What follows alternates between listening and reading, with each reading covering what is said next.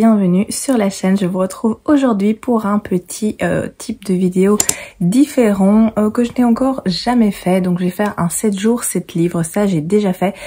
Le principe est simple, c'est lire un livre par jour pendant 7 jours et essayer de voir si j'arrive à m'y tenir. Ici je vais faire un peu différemment de ce que j'avais fait la première fois. Là j'avais filmé la semaine dans son entièreté et puis je vous avais sorti la vidéo globale pour le dimanche je pense. Ici je vais faire différemment, je vais vous faire du coup plusieurs vidéos, une vidéo par jour avec la journée en question et voir si le livre a bien été lu. Donc j'espère que ce type de vidéo va vous plaire. Vous aurez donc plusieurs vidéos, une pour chaque jour de la semaine à partir de lundi. Vu qu'aujourd'hui on est dimanche, je commence ce challenge dimanche, il est midi, quelque chose comme ça. Donc j'ai pris un peu de retard et là je vais vous présenter la palle que je me suis préparée parce que j'ai pas pris seulement 7 livres. J'en ai mis davantage pour avoir un petit peu le choix aussi et que s'il y a certains livres qui me tentent moins sur le moment, de pouvoir changer. Alors j'en ai mis plus aussi parce que je me suis dit que si j'arrivais à lire un livre dans la journée et que j'avais encore du temps, eh bien je tenterai de lire du coup 2 livres par jour. Je me laisse des possibilités, je dis pas que je vais le faire ni que je vais arriver à le faire, mais on verra bien ce qu'il en est. Donc là j'ai une pile de plusieurs livres que je vais vous présenter. J'ai déjà commencé ma lecture d'aujourd'hui, donc je vais commencer par celle-là. J'ai commencé celui-ci qui est donc La maison à l'orée de la magie de Amy Sparks aux éditions Saxo. C'est un petit livre jeunesse, alors évidemment je me suis pas mis des pavés, c'est évident vu que c'est une lecture par jour, donc j'ai mis des petits livres assez courts et ça permet justement de un petit peu retirer des livres de ma palle d'une façon un peu plus rapide. Donc je me suis mis celui-ci que j'ai commencé, je suis au chapitre 2, j'ai pas beaucoup avancé et je vais évidemment le poursuivre cet après-midi. J'ai également mis la suite, donc le second tome de cette même série, à savoir La tour à la lisière du temps, qui est aussi très mignon. Petit livre jeunesse qui font environ 270 pages environ. Donc voilà, c'est assez aéré au niveau de l'écriture, ça va se lire bien. Alors, pour le reste de la semaine, je me suis prévu celui-ci qui est donc L'envol, plutôt Envol de Kathleen Jennings aux éditions Les Moutons électriques. C'est un petit livre aussi qui fait un peu moins de 200 pages.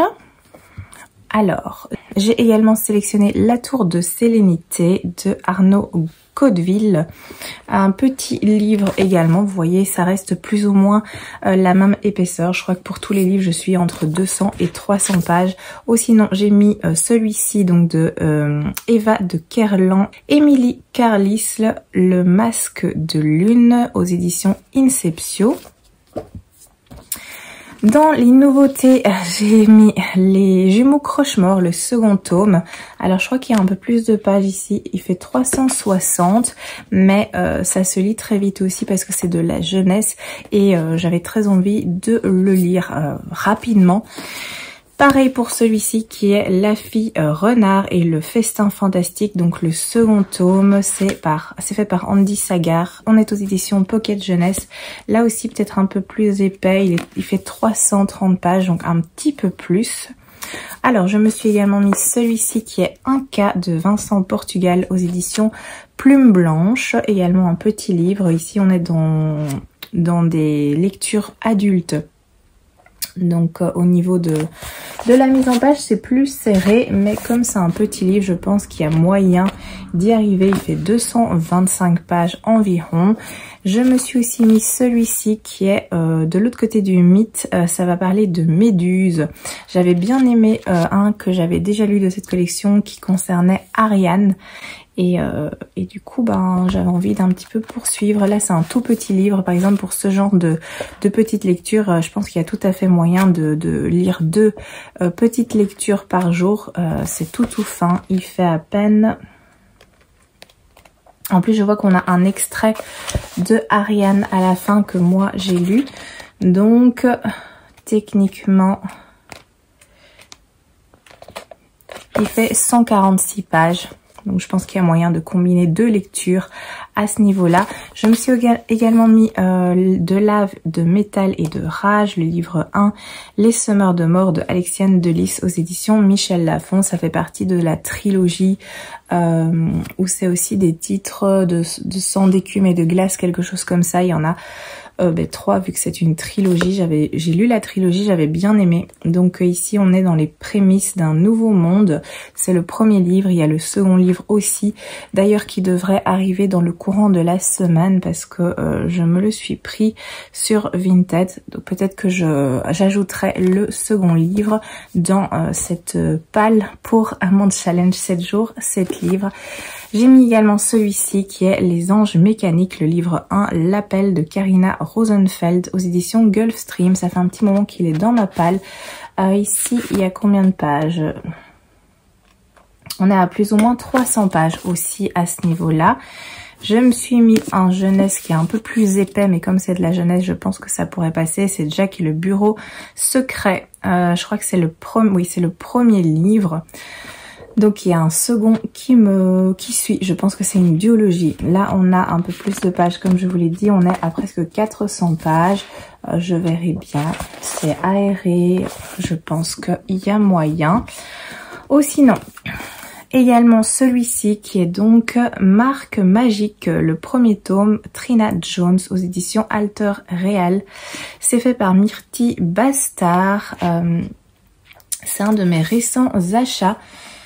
Ça avait l'air très sympa, je sais pas trop de quoi ça parle, mais ça m'avait donné envie quand j'avais lu le résumé il y a un petit moment. Ici aussi, il y a peut-être un peu plus de pages que 300, oui, ça va, c'est 320, donc on dépasse pas encore trop les 300 pages. Je me suis mis aussi celui-ci qui est donc Lupus in Fabula de Jérôme Accouche, c'est aux éditions Le Chat Noir. C'est très aéré au niveau de la mise en page. Et ici, on est sur un peu moins de 300 pages. On est à Paris en 1925. C'est style steampunk, année folle et conte. Il me faisait très envie, donc je l'ai inclus dans cette palle. On arrive à la fin. J'ai également mis celui-ci, un petit aussi de Plume Blanche, qui est Les Gardiens, le premier tome de Sandra Moyon. L'eau est plus forte qu'elle ne le croit. Je sais pas du tout de quoi ça va parler. De nouveau, c'est Plume Blanche, donc c'est un petit peu plus serré au niveau de la mise en page. Il y a pas mal de choses à lire, mais j'ai bien envie de tenter. Ça va parler de gardiens, de forces maléfiques, de monde des ténèbres, d'enchanteurs. Voilà, un petit peu bourré de magie. Ça me tente beaucoup. Et alors, je me suis aussi mis 2 livres de poche, des petits que j'avais, c'est-à-dire celui-ci qui est un Jacques Expert, Tu me plais, aux éditions Le Livre de Poche. Vous voyez, il est vraiment tout fin. Et sinon, je me suis mis un Sandrine Colette, Les Nœuds d'Acier, aux éditions Le Livre de Poche aussi, qui est également tout fin. Donc ça fait 260-270 pages. L'autre en faisait un petit peu moins. Donc voilà pour toute ma petite palle que je me suis préparée. Je vais piocher là-dedans au fur et à mesure de la semaine et essayer de lire au minimum un livre par jour. Là, comme je vous l'ai dit, j'ai commencé le premier livre et je vais vous retrouver dans le courant de la journée. Alors j'ai des choses à faire parce que j'ai un peu d'administratif à faire aujourd'hui et j'ai évidemment des tâches ménagères. Il y a des lessives, etc. qui doivent être faites. Donc je pourrais pas non plus faire que de la lecture pour ce dimanche, mais je vais quand même commencer mon challenge malgré tout et on verra bien si j'arrive à m'y tenir. Donc je vous retrouve un petit peu plus tard dans la journée.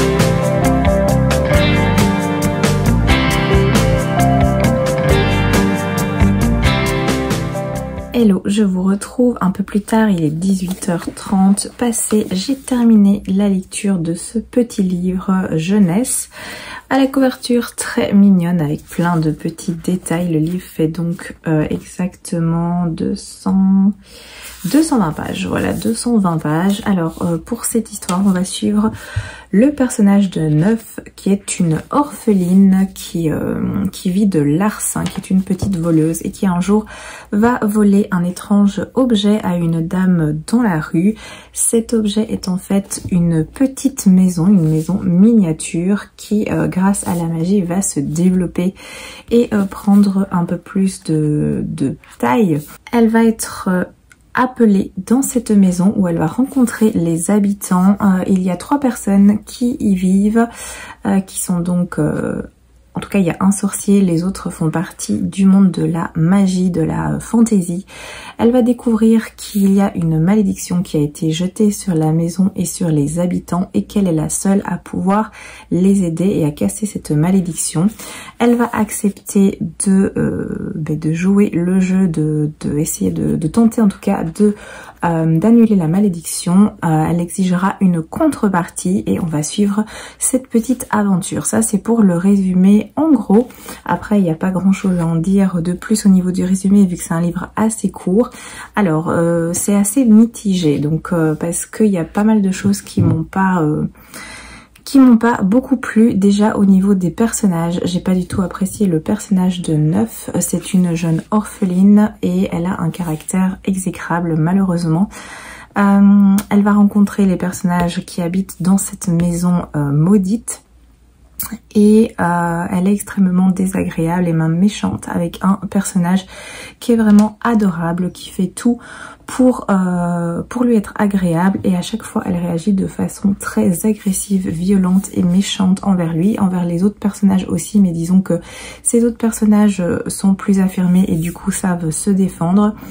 Ici, elle agresse ce personnage qui est tout gentil et qui cherche uniquement à l'aider. Donc, j'ai pas apprécié ce trait de caractère, même si on comprend qu'elle n'a pas eu une vie facile. On nous explique qu'elle a été abandonnée à l'âge de 3 ans dans la rue et qu'elle a été recueillie par un voleur qui l'oblige à voler et du coup sa vie n'est pas simple, mais ça justifie pas le fait d'être extrêmement méchante avec autrui.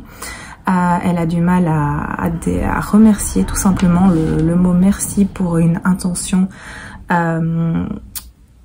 pour une gentille intention envers elle, c'est pas possible. Donc il y a des choses qui ne sont pas acceptables, même au vécu de ce personnage. Alors il y a un autre personnage que j'ai pas énormément apprécié, qui est un sorcier qui réside dans cette maison. C'est un personnage que j'ai trouvé très hautain, très narcissique, très imbu de lui-même. Et ça s'est vérifié aussi au fil et à mesure des pages. Et ça s'est révélé encore plus vrai au vu de la fin de cette histoire et du pourquoi de la malédiction. Donc c'était pas un personnage que j'ai beaucoup apprécié spécialement non plus, donc déjà à ce niveau là ça a été un petit peu problématique. Ou sinon c'est une lecture jeunesse qui se fait assez rapidement, on est sur des petits chapitres courts, ça se lit bien, c'est fluide, j'ai bien apprécié l'univers avec cette maison pleine de magie. Il y a de l'humour aussi, il y a des choses assez drôles qui se passent. La petite fille, la jeune fille Neuf va devoir passer des épreuves. Il va falloir un petit peu réfléchir aussi. C'est un genre de quête, d'épreuve à faire pour lever la malédiction. Le côté aussi qui m'a dérangée, c'est que Neuf va participer et va accepter en fait d'aider pour lever la malédiction uniquement parce que on va lui promettre en fait de l'argent. Donc la motivation est loin d'être noble, même si je comprends qu'en tant qu'orpheline, elle a envie d'une vie plus agréable, d'une vie plus confortable, c'est entendu, mais là on sent vraiment que c'est l'aspect vénal qui est le plus fort, donc ça c'est un petit peu dérangeant, surtout que c'est un livre qui s'adresse à la jeunesse, donc je sais pas si c'est les bonnes idées, les bons principes à véhiculer, à transmettre. Sinon j'ai bien apprécié l'univers comme je vous l'ai dit, j'ai bien aimé l'atmosphère magique qui tourne autour de ce récit. Pour ça c'était agréable. Personnellement j'ai assez vite trouver la solution par rapport à cette malédiction. Mais après ça me semble assez normal étant donné que c'est un livre qui s'adresse à des enfants. C'est à partir de quel âge? Dès 8 ans. Étant donné que j'en ai beaucoup plus quand même, je pense que c'est normal que j'ai vu venir les choses et que j'avais trouvé la bonne résolution. Après je pense que ça pourrait tout à fait plaire à ce public-là, évidemment en remettant les choses dans leur contexte par rapport à l'attitude des personnages, évidemment, mais aussi non pour le côté magique et cette maison complètement loufoque et originale, c'était sympathique. Il y a la suite que j'ai en ma possession. Je pense que je vais quand même tenter le second tome, soit cette semaine-ci pour mon challenge 7 jours 7 livres, soit un peu plus tard, à voir. Peut-être que le second tome sera davantage travaillé, parce qu'ici c'est vrai que on reste assez en surface, aussi bien au niveau des personnages. On a les petites caractéristiques qui sont là, mais c'est pas extrêmement profond, c'est pas très travaillé à ce niveau-là. Peut-être que dans la suite, ça le sera. Je sais pas si on va rester sur le même genre ou si on part dans quelque chose de différent, parce qu'ici le premier tome pourrait tout à fait se clôturer, même s'il y a une petite interrogation à la fin de la lecture, mais ça pourrait tout à fait convenir à une fin un petit peu ouverte. Vu qu'il y a un second tome, est-ce qu'on va retrouver les mêmes personnages ou est-ce qu'on va se lancer dans une autre aventure avec d'autres personnages? Je ne sais pas trop, ce sera la surprise. En tout cas, moi je vais laisser une chance, je verrai bien. Je pense que c'est une trilogie, parce que j'ai vu que sur Livre Addict il y a indiqué un troisième tome qui est en anglais, donc pas encore traduit. À voir si ce sera bientôt le cas. Si le second tome me convainc, ben sans doute que alors je lirai la trilogie dans son entièreté pour avoir une vision plus globale de tout ceci. Mais donc pour ce premier tome, en tout cas, c'est assez mitigé au vu des petits soucis, des petits défauts que j'y ai vus, principalement au niveau des personnages. Après, oui, ça s'enchaîne très très vite. Il y a un rythme qui est fort présent, il y a des facilités, mais tout cela s'explique parfaitement au vu du public ciblé. On peut pas non plus aller dans des choses trop longues ou avec trop de profondeur, trop de recherche non plus, parce que je pense qu'un public plus jeune risque de décrocher tout simplement et d'être moins intéressé. Donc c'est normal que voilà, il y ait beaucoup de choses qui se passent, que ce soit avec beaucoup d'actions, de rebondissements et de choses qui s'enchaînent tout simplement. Donc pour moi ça c'est pas un défaut au vu du public ciblé pour ce livre-ci. Donc voilà en gros pour mon avis pour cette première lecture. J'ai donc réussi le premier jour, premier jour validé. Je verrai bien demain du coup quel est le livre 2 que je vais choisir. Si vous avez des suggestions, n'hésitez pas à les noter en commentaire. S'il y a une majorité, bah, du coup peut-être que je choisirai ce livre là, mais je me laisse quand même le choix malgré tout. Mais en tout cas n'hésitez pas à me dire s'il y a des livres que vous voudriez me voir lire durant cette semaine, comme ça je peux peut-être un petit peu plus diriger mes choix en fonction. Voilà, je vais vous laisser ici, je vais pas tarder à aller manger et passer ma petite soirée tranquillement. Je suis contente d'avoir validé ce premier jour de challenge, j'espère que ça ira pour la suite. Je vous remercie d'avoir regardé cette vidéo, j'espère évidemment qu'elle vous a plu et que le concept vous plaît. N'hésitez pas à me dire tout ça en commentaire et du coup moi je vous retrouve alors demain pour le jour 2 et on verra bien si du coup j'aurai également réussi à valider ce second jour. Passez une très belle journée et je vous dis à demain.